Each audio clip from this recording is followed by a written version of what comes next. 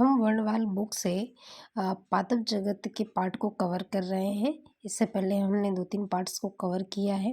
अब हम जा रहे हैं पादप जगत के अंतर्गत। इसके अंतर्गत हम देख रहे हैं, पहला हो जाता है टेरिडोफाइटा, अनावर्तबीजी और आवृतबीजी। ये 3 पादप जगत में बांटा गया है, टेरिडोफाइटा, अनावर्तबीजी, आवृतबीजी। अब बात कर लेते हैं टेरिडोफाइटा की। जो टेरिडोफाइटा है वो कैसा है?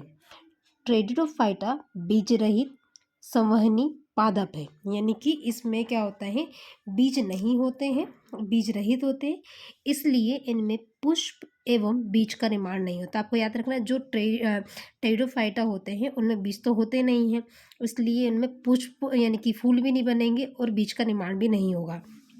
ये पादप बीजाणुओं द्वारा प्रजनन करते हैं। तो फिर इनमें बीज बनते कैसे, किस तरीके से बनेंगे?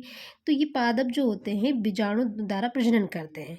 इनमें जो मुख्य पौधा होगा वो स्पोरोफाइट होता है, इसको यानी कि बीजाणुद्भिद होता है, जो प्राय जड़ एवं पत्तियों में विभाजित होता है। तो हमने क्या देखा, टेरिडोफाइटा बीज रहित है, इसमें पुष्प और बीज का निर्माण नहीं होता है। ये पादप बीजाणुओं द्वारा प्रजनन करते हैं। इनमें मुख्य पौधा बीजाणुद्भिद यानी कि स्पोरोफाइट होता है, जो प्राय किस में बढ़ जाएगा, ये हमेशा बढ़ जाएगा जड़ और पत्ती में डिवाइड हो जाएगा, यानी विभाजित हो जाता है। ये था टेरिडोफाइटा का। सेकंड देखते हैं हम जिम्नोस्पर्म, अनावर्त बीजी। दूसरा होता है आवृत बीजी, यानी कि हमने पादप जगत को 3 में बांटा है, पहला टेरिडोफाइटा, अनावर्त बीजी और तीसरा है आवर्त बीजी, यानी कि तीनों को हमने देखा है। इसमें हमने पहले को कवर करा टेरिडोफाइटा का। अब सेकंड देख रहे हैं अनावर्त बीजी जिम्नोस्पर्म। अनावर्त बीजी का मतलब क्या होता है? ये वे बीजी पादप होते हैं जिनमें जो बीज होता है, में जो बीज होते हैं, बीज के ऊपर कोई खोल या आवरण नहीं होता। आपने देखा होगा मटर जब हम गला देते हैं तो उसके अंदर से ऊपर से छिलके निकल आते हैं। इसी तरीके से किस में होता है, आप चने के देखते हैं, चने के जो होते हैं उनको गलाने पे निकल, तो ये अनावर्त बीज यानी कि उनमें बीज के आवरण होते हैं, पर अनावर्त बीजी में आवरण नहीं पाए जाते, इसलिए इन्हें अनावर्त बीजी कहते हैं। ये जो वर्ग होता है, इस वर्ग के पादप सामान्यतः कहाँ उगेंगे? ये जहाँ पर ठंडा इलाका होता है, ठंडे स्थान होते हैं, वहाँ पर जिम्नोस्पर्म्स पाए जाते हैं। इन पादपों में जो एम्ब्रियो यानी भ्रूण होता है, मूलांकुर से विकसित होता है। मूलांकुर क्या होते हैं? जब बीज को हम गलाते हैं, जमीन में बोते हैं, जहाँ से मूलांकुर निकलते हैं, ये जहाँ से उगना स्टार्ट होते हैं, अंकुर निकलने वो स्टार्ट होते हैं, वह मूलांकुर एवं प्रांकुर के साथ साथ एक अथवा एक से अधिक बीज पत्रों का निर्माण होता है। साइकस इस वर्ग का प्रमुख पादप है, यानी कि जो अगर आपसे कोई क्वेश्चन पूछा जाए कि साइकस किस वर्ग का है, तो अनावर्त बीजी है ये, जिसका अंडाणु सबसे बड़ा पादप कोशिका होता है। कॉलेराइड जड़ों में नॉस्टॉक, एनाबीना, नीलहरी शैवाल पाए जाते हैं। जो कोरेलॉइड्स जड़ें होती हैं, उन जो मतलब जड़ों में आपने देखा होगा कि जैसे कि गेहूँ, जो मटर और होते हैं, मटर की जड़ों में आपने छोटे छोटे देखे होंगे, वहाँ पर ये जड़ों में जैसे नॉस्टॉक, एनाबीना नामक वहाँ पे क्या होते हैं, राइजोबियम पाए जाते हैं, यानी कि प्रोटीन नाइट्रोजन का स्थिरीकरण करते हैं। इसी तरह कॉलेरॉइड जड़ों में नॉस्टॉक, एनाबीना नामक नीलहरित शैवाल पाए जाते हैं। ये क्या है? नीलहरित शैवाल, एक ब्लू ग्रीन एल्गी है।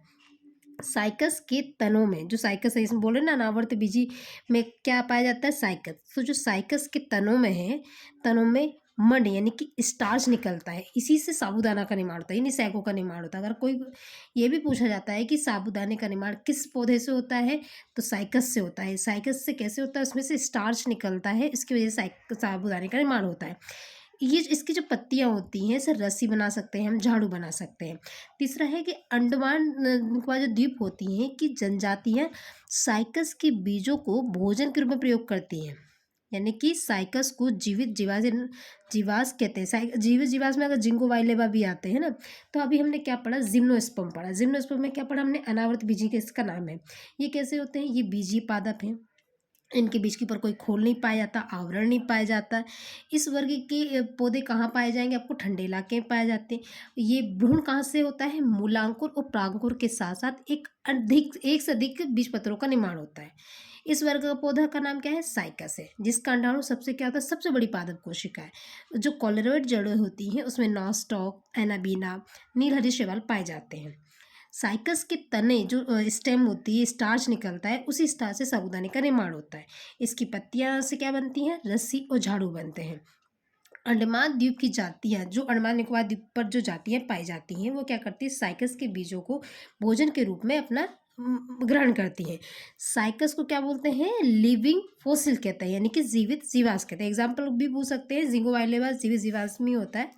अब आगे हम देखते हैं आवर्तबीजी। हमने सेकंड को कवर करा था, अनावर्तबीजी जिम्नोस्पर्म। इसमें देख रहे हैं अनावर्तबीजी में हम देख रहे हैं कि ऐसे पादप जिनके बीजों के फलों के भीतर, जिनमें जो बीज होते हैं फलों के भीतर स्थित होते हैं, आवर्तबीजी कहलाते हैं। और दूसरा कह सकते हो कि बीजों के ऊपर खोल पाए जाते हैं, यानी कि आवरण पाए जाते हैं। बीज जो होते हैं एक आवरण बंद होते हैं। आवर्तबीजी एंजियोस्पर्म पादपों में इसमें क्या पुष्प उगते हैं, यानी फूल आते हैं। इन्हें समपुष्पक अथवा पुष्पव्याध यानी फ्लावरिंग प्लांट भी कहते हैं। आवर्तबीजी को क्या कहेंगे हम? फ्लावरिंग प्लांट, क्योंकि इससे फूल बनेंगे तो संभवतः इसमें बीज तो होना ही है। इसमें पुष्प ही प्रजनन अंग का कार्य करते हैं। इसमें जो फूल होते हैं वही प्रजनन अंग का कार्य करते हैं। सेकंड देखते हैं, हम आगे देखते हैं। आवर्तबीजी पादप वनस्पति जगत में सर्वाधिक विकसित है। ये जो आवर्तबीजी पादप होते हैं सबसे ज़्यादा विकसित कौन से हैं? अगर कोई पूछा जाए टेरिडोफाइटा है, अनावर्तबीजी है या आवृतबीजी, तो आवृतबीजी है।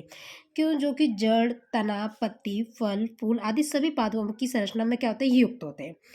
आवर्तबीजी पौधों को दो और वर्गों में बांट दिया गया है, एक बीजपत्री और द्विबीजपत्री, जिसे हम बोलते हैं मोनोकॉट और सेकंड को बोलते हैं डाइकोट। इसका मतलब क्या होता है? एक बीज ऐसे पादप जिनके बीज होते हैं मात्र एक बीजपत्र पाया जाता है। बीजपत्र का मतलब होता है कि मान लो एक बीज है, उसके ऊपर दो कोटिंग होती है। जैसे कि अब मान लीजिए ये बीज है, बीज के ऊपर एक खोल है, एक आवरण है, तो मोनोकोट। अगर एक और आवरण हो गया तो डाइकोट, यानी कि बीज के ऊपर आवरण के अकॉर्डिंग इसको नाम दिया गया है। ऐसे पादप जिनके बीजों पर कितना हो आवरण? बीजपत्र एक हो, एक बीजपत्री पादप कहलाते हैं। एक बीजपत्री पादपों की जड़ें कैसी होती हैं? बहुत अधिक विकसित तो होंगी नहीं। इनमें संवहन पूल यानी कि कैम्बियम अनुपस्थित होता है। कैम्बियम हम पहले के चैप्टर में कवर कर चुके हैं, सॉरी। इन पादपों के पुष्पीय भाग 3 अथवा 3 के गुणांक में होते हैं। इस वर्ग के अंतर्गत लगभग कितनी प्रजाति आती? 60,000 प्रजाति सम्मिलित हैं, जिसमें सबसे प्रमुख होता है ऑर्किड। तो हमने क्या देखा है एक बीजपत्री में? सिंपल लैंग्वेज में देखो कि एक बीजपत्री जिसके बीजों के ऊपर एक आवरण होता है, इसमें कैम्बियम अनुपस्थित होता है ना, अधिक विकसित नहीं होता है, पुष्पी भाग 3 अथवा 3 के गुणांक में होते हैं। इस वर्ग में लगभग 60,000 पादप प्रजातियां सम्मिलित हैं, जिसमें सबसे ज़्यादा ऑर्किड प्रमुख होता है। अब हम याद करते हैं एक बीजपत्री पादपों में कौन कौन से पौधे आते हैं, कौन से बीज आते हैं, क्या आते हैं, इसको हम कवर करते हैं। तो अब हम देख रहे हैं पहला कुल। हमने जो याद करा था, जैसे कि इससे पहले हमने क्या कवर करा थे कि जाति, सबसे छोटी स्पीसीज मतलब वर्गीकरण की सबसे छोटी जो इकाई थी वो क्या थी? जाति होती है। उसी में हमने पढ़ा था, जैसे कि लाइन से एक बार और रिकॉल कर लेते हैं। जगत, संघ यानी कि फाइलम, वर्ग, गण, कुल, वंश, जाति। जगत, संघ, वर्ग, गण, कुल, वंश, जाति। एक बार रिपीट करेंगे। जगत, संघ, वर्ग, गण, कुल, वंश, जाति, यानी कि kingdom, phylum, class, order, family, genus and species. तो सबसे छोटी इकाई क्या थी? जाति थी। इससे बड़ी थी वंश, और वंश से बड़ी होती है कुल यानी कि फैमिली। तो हम फैमिली की बात कर रहे हैं। ग्रेमिनी गेहूँ। यस, जब भी ग्रेमिनी ग्राम हम लाते हैं ना, ग्राम चना, ऐसे हर चीज़ ग्राम में, ऐसे इससे कनेक्ट करेंगे हम।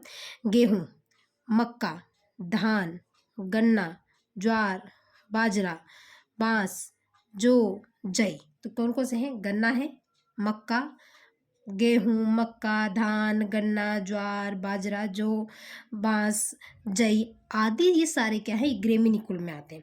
अब लिलियसी में क्या आता है? लहसुन, प्याज। ठीक है, ले लो क्या क्या लेना है भाई? लहसुन प्याज लेना है, तो लिलियसी।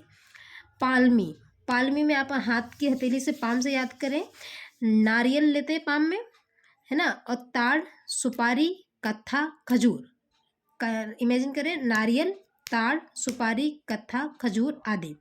म्यूजेसी में आता है केला। याद रखना है। म्यूजेसी में क्या आता है, केला आता है। तो हमने 4 कुल इसमें पढ़े हैं एकबीजपत्री पौधे में, ग्रेमिनी, लिलिएसी, पाल्मी, म्यूजेसी। ठीक है, म्यूजेसी किसका है, केला है ना। म्यूजेसी क्या है, म्यूसा पैराडाइसिका, ये म्यूजेसी में केला आता है। केले क्या में आता है, म्यूजेसी में आता है। म्यूजेसी किसकी फैमिली है, कुल है केले की। पाल्मी किस में कौन कौन आता है, नारियल, ताड़, सुपारी, कत्था, खजूर। लिलियसी में लहसुन, प्याज। अब हम आगे चल रहे हैं, आगे देखते हैं द्विबीजपत्री पौधे। अभी हमने क्या पढ़ा है, एक बीजपत्री पौधा, अब हम द्विबीजपत्री पौधे को देख रहे हैं। डाइकॉट, ऐसे पादप जिनके बीज 2 भ्रूणीय पत्तियों यानी एम्ब्रियोनिक लीव्स एंड बीजपत्रियों कोटिलेडन्स में विभाजित होते हैं, यानी कि 2 आवरण में होते हैं, इसीलिए याद रखें। द्विबीजपत्री पादप कहलाते हैं, यानी कि डाइकॉट कहलाते हैं। इन पादपों में अत्यंत विकसित जड़ तंत्र पाया जाता है। इनमें संवहन मूल में कैम्बियम की उपस्थिति होती है। ये पादप द्वितीयक वृद्धि करते हैं। द्वितीयक वृद्धि का मतलब होता है कि स्टेम होता है, यानी कि आपने देखा होगा तना होता है, तने की बगल से भी ऐसी गठाने निकल आती हैं, उचकी सी जो गठाने होती है उसको हम द्वितीयक वृद्धि कह देते हैं। एक बीजपत्री पादपों के विपरीत, जो एक बीज हमने पढ़ा है, के विपरीत द्विबीजपत्री पादपों के पुष्पीय भाग 4 अथवा 5 के गुणांक में होते हैं। वो कितने में थे, 3 के गुणांक में थे। पुष्प भाग 3 अथवा 3 के गुणांक में होते थे। यहाँ पर जो होंगे 4 अथवा 5 के गुणांक में होते हैं। आगे हम देखते हैं इस वर्ग के, ये जो हम देख रहे हैं, इस वर्ग के अंदर लगभग 2 लाख पादप आती है। एक बीजपत्री में कितने थे, 60,000 थे। इसमें कितने हैं देख रहे हैं हम, इसमें 2 लाख पादप प्रजाति है।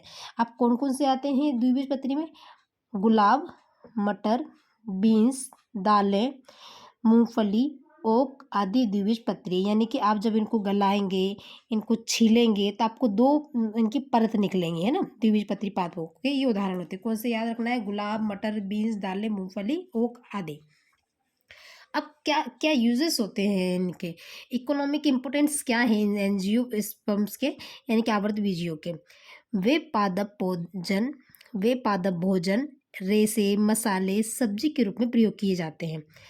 आवर्तबीजी पादपों में बहुत सी औषधि, इत्र, रबड़, साबुन व सौंदर्य प्रसाधन बनाए जाते हैं। आवर्तबीजी पौधों से क्या क्या कर सकते हैं, भोजन, रेशे, मसाले, सब्जी और आवर्तबीजी ये प्रयोग किए जाते हैं पादप। आवर्तबीजी पादपों से बहुत सी हम औषधि बनाते हैं, इत्र, रबड़, साबुन, सौंदर्य प्रसाधन बनाते हैं ना। सिकोया जाइजेंटिया को जंगल का पिता कहते हैं, फादर ऑफ फॉरेस्ट कैसे कहते हैं, सिकोया। हमने साइकस पढ़ा था, वो एक बीजपत्री पौधे में साबूदाना बनाने का था। ये है सिकोया जाइजेंटिया को जंगल का पिता कहते हैं, फॉरेस्ट फादर ऑफ फॉरेस्ट कहा जाता है। अब हमने ये हमने कवर करा था पादप जगत के अंतर्गत टाइडोफाइटा, अनावर्तबीजी और आवृत्ति। अगर आपको अनावर्तबीजी का इंग्लिश का याद रखना है, अनावर्त मतलब अगर उसके खोल निकाल दें तो जिम में अधिकतर लोग देखा होगा आपने किस तरीके से रहते हैं, तो खोल उतार देते हैं, कवर अच्छा से पहन कर जाते हैं, तो जिम्नोस्पर्म यानी कि ये कवर उतार देते हैं। आवर्तबीजी तो आपको याद ही हो जाएगा, आवर्तबीजी में एंजियोस्पर्म, जिम्नोस्पर्म, एंजियोस्पर्म। हमने 3 को कवर करा, टेरिडोफाइटा पढ़ा, अनावर्तबीजी पढ़ा, आवर्तबीजी पढ़ा, एक बीजपत्री पढ़ा, द्विबीजपत्री पढ़ा, मैंने डाइकोट पढ़ा, मोनोकोट पढ़ा, हमने कुल पढ़े, ग्रेमिनी, लिलिएसी, इस पामी और म्यूजेसी के अंदर हमने केला पढ़ा। द्विबीजपत्री के अंदर हमने दालें, मूंग, मटर, गुलाब, बीन्स, मूंगफली, ओक आदि द्विबीजपत्री पौधों के हमने पढ़े। इसके अलावा हमने आर्थिक महत्व भी देखा, इकोनॉमिक इम्पोर्टेंस भी देखे कि भोजन में, रेशे में, मसाले में, सब्जी में औषधि, इत्र, रबड़, साबुन, सौंदर्य प्रसाधन बनाए जाते हैं। सिकोया जाइजेंटिया को हम क्या कहते हैं, जंगल का पिता कहते हैं। तो ये था हमारे टेरिडोफाइटा के अंतर्गत जो हम पादप जगत के अंदर हमने तीनों को कवर किया है। अगला जो पार्ट होगा वो जंतु जगत का होगा। Thank you.